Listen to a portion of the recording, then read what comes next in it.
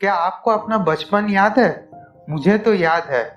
खेलने जाना, बदमाशी करना, मम्मी पापा का डांट सुनना। ये सब तो था ही, लेकिन जो सबसे अहम हिस्सा था वो था किताब का बैग लेके स्कूल जाना और history as a subject boring feel होना। 80 और 90 के दशक के बच्चों की यही दिनचर्या हुआ करता था, है ना? उस समय हम में से अधिकांश बच्चों को इतिहास की किताबें उबाऊ लगती थी और शायद ही हम उन्हें कभी छूते थे। ये बहुत ही खेदजनक है, मगर सच है।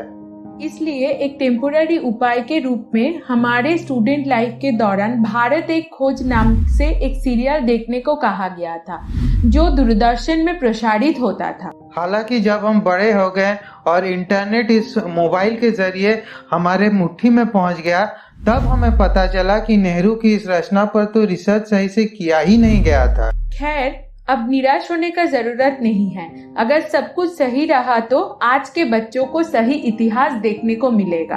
दूरदर्शन एक कंटेंट लाने जा रहा है जो शायद भारत एक खोज का एंटीडोट निकल जाए। चलिए आगे इस पर थोड़ा डिटेल में बात करते हैं और इस वीडियो के अंत तक बने रहिए। आपके लिए एक सरप्राइज है। नमस्कार, दी एबी एबी ब्रॉडकास्ट में आपका स्वागत है।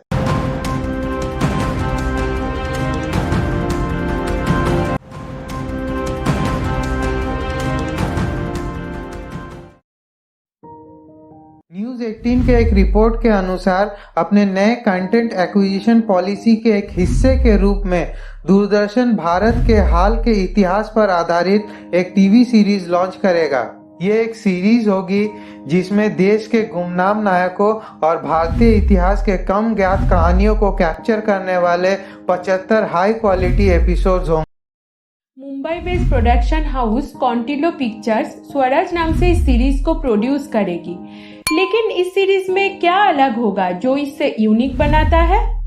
ये सीरीज भारत के असली हीरोज और सही ऐतिहासिक कहानियों को उजागर करेगी और शुरू होगी 1498 से, जब पहली बार वास्को ड गामा भारत पहुंचा था, और खत्म होगी 1947 में, जब देश को अंग्रेजों से आज़ादी मिली थी।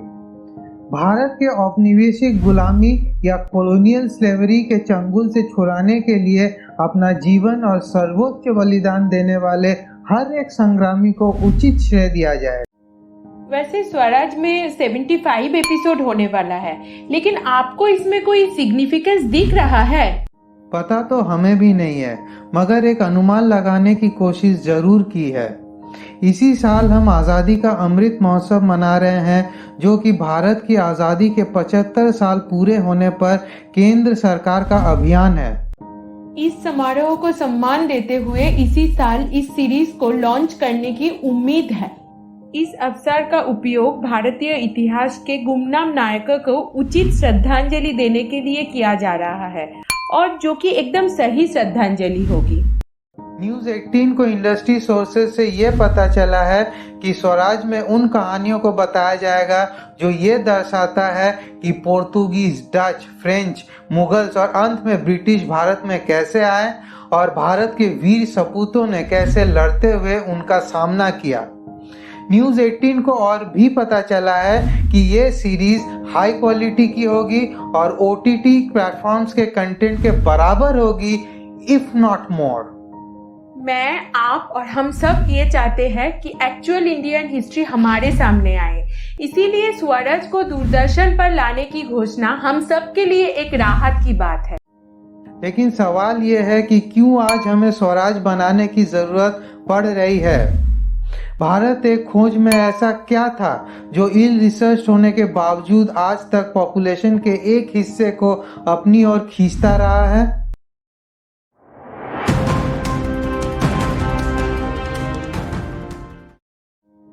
पिछले कुछ दशकों में भारतीय शिक्षाविदों का एक छोटा वर्ग भारत के एक्चुअल इतिहास को सामने लाने के लिए लड़ रहा है, लेकिन उनकी आवाज अनसुनी रही।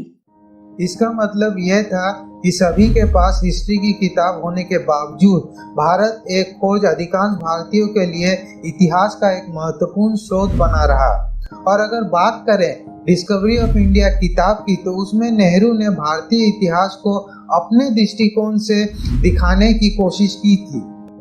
इसी किताब को छोटे पर्दे पर उतारा श्याम बेनेगल ने। एक बड़े आबादी के लिए ये सीरियल हिस्टोरिकल इंफॉर्मेशन का एक मूल स्रोत बन गया था। ये वो आबादी थी जो इतिहास के गहराइयों में झांककर नहीं देखना चाहता था। इसके अलावा इस सीरीज में नेहरू के विचारों को जिस आर्टिस्टिक ब्रिलियंस के साथ पेश किया गया था वो कमाल का था।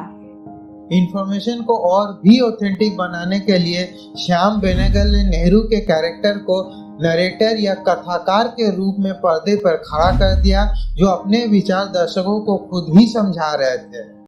इसके बाद आता है सीरियल में यूज किया गया बैकग्राउंड म्यूजिक और ऋग्वेद के कुछ श्लोक, जिसने ऑथेंटिसिटी को और भी बढ़ा दिया था।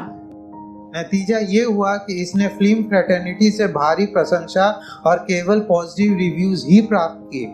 वैसे तो मैं रेटिंग्स पे ज़्यादा विश्वास करता नहीं, मगर ये बता दूं कि IMDb पर आज भी इस सीरीज को 9 out of 10 की रेटिंग प्राप्त है। तो इसमें कोई दो राय नहीं है कि भारत एक खोज टेक्निकली एक ब्रिलियंट सीरीज है। लेकिन इस कंटेंट में ऐसे कौन सी लूफर्स थी जिन्हें बड़े ही टैक्टफुली और सटल अंदाज में हमसे छुपा लिया गया था?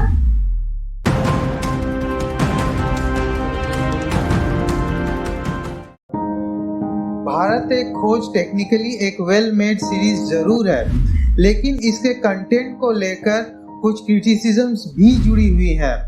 तो चलिए एक एक करके इन क्रिटिसिज्म्स का आकलन करते हैं।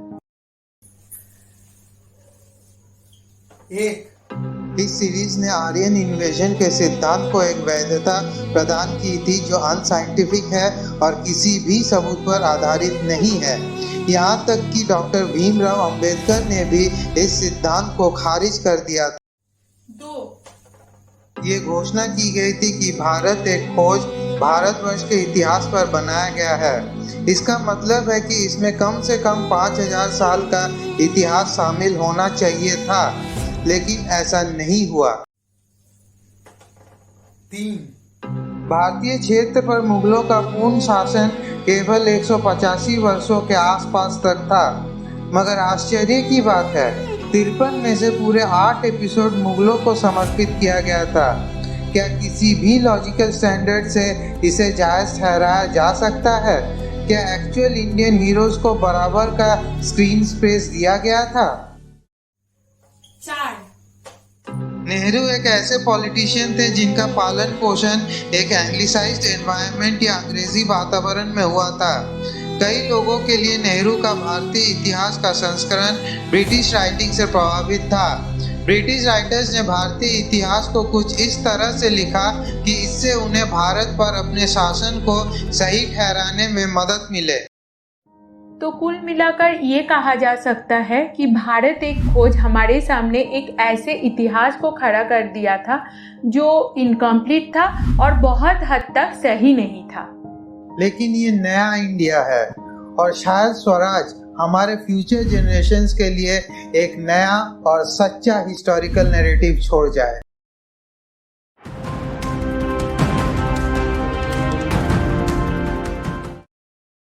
आज हमें ये देखकर खुशी होती है कि फाइनली भारत ने मंकी बैलेंसिंग करना छोड़ दिया है।